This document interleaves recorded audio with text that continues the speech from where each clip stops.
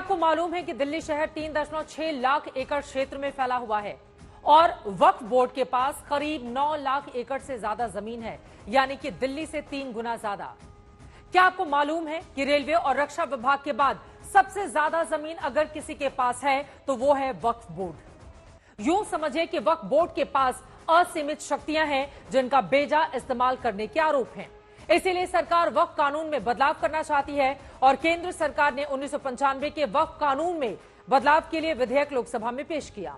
केंद्रीय अल्पसंख्यक कार्य मंत्री किरण रिजिजू ने वक्फ कानून में संशोधन के लिए यह बिल पेश किया। बिल पेश हुआ तो संसद में जमकर हंगामा शुरू हो गया। विपक्ष आरोप लगा रहा है कि यह मुस्लिमों के साथ अन्याय है। विपक्ष के नेताओं ने अपना विरोध जताया तो वहीं बीजेपी के सहयोगी दल इसका समर्थन करते हुए नजर आए। सरकार ने बिल के फायदे गिनाए तो विपक्ष खामियों की लिस्ट लेकर हमला करता रहा। करीब 1 घंटा बोलने के बाद किरण रिजिजू ने इस बिल को जेपीसी में भेजने का प्रस्ताव किया। सुनिए। किसी का हक छीनना तो बात छोड़ दीजिए, जिनको हक नहीं मिला है उनको हक देने के लिए ये बिल लाया गया है। जिसको आज तक कभी मौका नहीं मिला, जिसको दबा के रखा हुआ है, उनको जगह देने के लिए ये बिल लाया गया है। ये अमेंडमेंट आज सरकार इस सदन में ला रहे हैं। एक तरीके से आप लोगों ने जो भी कदम उठाया है, आप लोगों ने जो भी चाहा है, वो आप नहीं कर पाया, वही चीज करने के लिए हम आज ये अमेंडमेंट प्रपोज किया गया है। इस बिल का समर्थन कीजिए, करोड़ों लोगों का दुआ मिलेगा। अगर आप विरोध करोगे, चंद लोगों ने पूरा वक्फ बोर्ड को कब्जा करके रखा हुआ है और आम मुसलमान लोगों को जो न्याय इंसाफ नहीं मिला उसको सही करने के लिए ये बिल लाया गया है। लोकसभा में वक्फ बोर्ड बिल पेश हुआ। बीजेपी के सहयोगी दलों ने बिल का खुलकर समर्थन किया तो वहीं विपक्ष के नेता बिल के खिलाफ खड़े नजर आए। कई माननीय सदस्यों की बात सुनने से ऐसा लग रहा है जैसे यह जो संशोधन लाया गया वक्फ बोर्ड के कानून में यह मुसलमान विरोधी है। कहां से ये मुसलमान विरोधी है? कौन सा इसका कानून मुसलमान विरोधी बताता है? यहाँ उदाहरण दिया जा रहा है कि अयोध्या की मंदिर गुरुबाई, अरे मंदिर और संस्था में अगर अंतर आपको नहीं समझ में आ रहा है तो आप कौन सा तर्क खोज रहे हैं? अरे ये मंदिर नहीं है, आपके मस्जिद को छेड़छाड़ करने का प्रयास नहीं किया जा रहा है। यह एक कानून से बना हुआ संस्था है। उस संस्था को पारदर्शी बनाने के लिए कानून बनाया जा रहा है। इसलिए इस बिल को आना चाहिए। गवर्नमेंट कह रहे हैं कि हम महिलाओं को दे रहे हैं। मुझे यकीन है कि आप बिल्किस बानो को और जकिया जाफरी को मेंबर बनाएंगे, मुझे यकीन है। मैं आपसे जानना चाह रहा हूं सर कि ये जो आप बिल ला रहे हैं, आप देश को बांटने का काम कर रहे हैं, जोड़ने का काम नहीं कर रहे हैं। आप दुश्मन हैं मुसलमानों के, उसका सबूत ये बिल है। Thank you sir. यहाँ पर सिर्फ पॉलिटिसाइज करने का काम यहाँ पर कुछ लोग कर रहे हैं। जाति का नाम, धर्म का नाम लेकर इस बिल का विरोध यहाँ पर कर रहे हैं। मुझे लगता है कि यहाँ पर I think shame on you all people. क्या इस देश में एक ही कानून चलेगा? आपको अलग कानून क्यों चाहिए?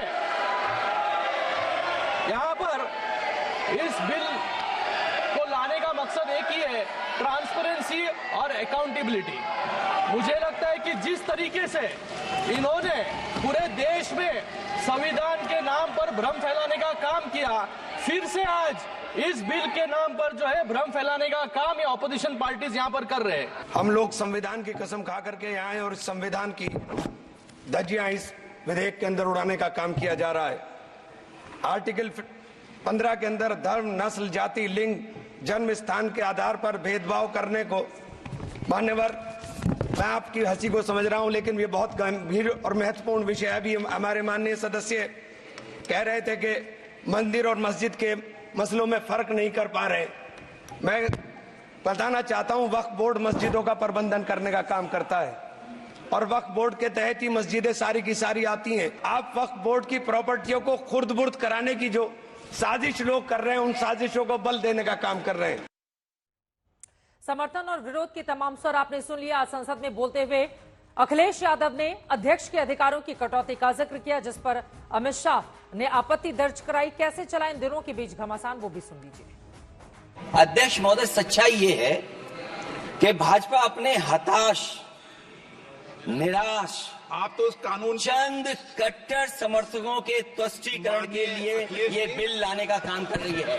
अखिलेश जी, अध्यक्ष महोदय, आज तो हमारे आपके अधिकार कट रहे हैं। मैं याद कीजिए अध्यक्ष महोदय, मैंने आपसे कहा था कि आप लोकतंत्र के न्यायाधीश हैं, और मैंने अध्यक्ष महोदय सुना इस लॉबी में कि कुछ अधिकार आपके भी छीने जा रहे हैं। उसके लिए हम लोगों को लड़ना पड़ेगा आपके लिए। अध्यक्ष जी, अध्यक्ष महोदय, मैं इस बिल का विरोध करता हूं। कोई अध्यक्ष के अधिकार अखिलेश जी सिर्फ विपक्ष के नहीं है, पूरे सदन के हैं। इस तरह की गोलमोल बात आप नहीं कर सकते हो। आप नहीं हो अध्यक्ष के अधिकार के संरक्षक। एक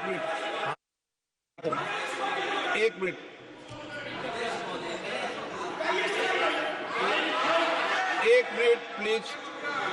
ये इसलिए लाया जा रहा अध्यक्ष महोदय, अभी हारे हैं अध्यक्ष महोदय, अभी हारे हैं। Okay, no. और दरअसल ये चाहते हैं नो।